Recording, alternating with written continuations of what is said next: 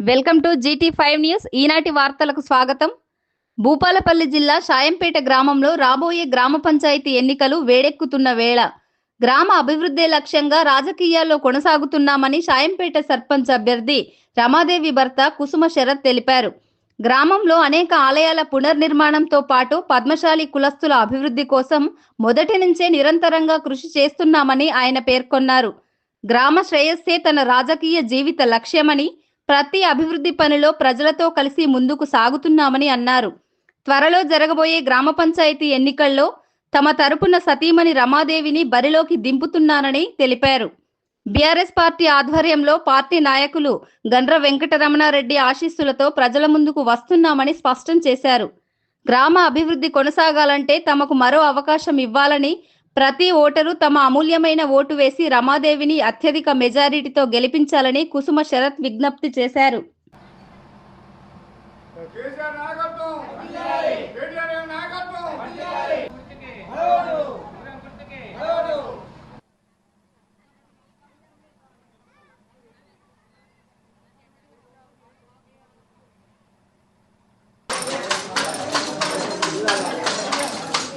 Okay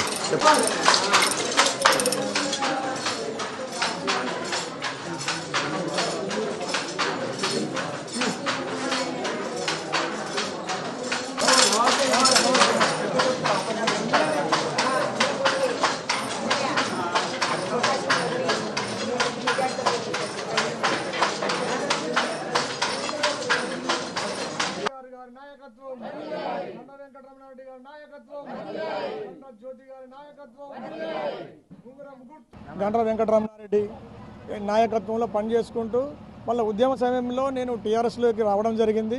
KCR పిలుపు మేరకు ఉద్యమంలో పనిచేసుకుంటూ ఉద్యమ నాయకునిగా చాలా రాస్తా రోకోలు, ధర్నాలు, వంట వార్పు, రైలు రోకోలు, బస్సు రోకోలు, రోడ్డు రోకోలు అనకుండా ప్రతి ఒక్క ఉద్యమంలో చురుగ్గా పాల్గొని నేను టీఆర్ఎస్ కార్యకర్తగా పనిచేసుకుంటూ వస్తున్నా. నేను ఊరికి సేవ చేయాలనే ఉద్దేశంతో నేను ఇప్పుడు సర్పంచ్గా మా శ్రీమతి గారిని పోటీలో ఉంచడం జరిగింది.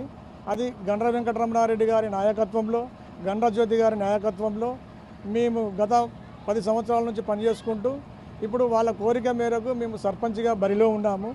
మాకు పార్టీ కార్యకర్తలు కానీ, గండ్ర ఆదేశాలు కానీ, జిల్లా నాయకత్వం నుంచి కూడా పూర్తి సహాయ సహకారాలు ఉన్నాయి.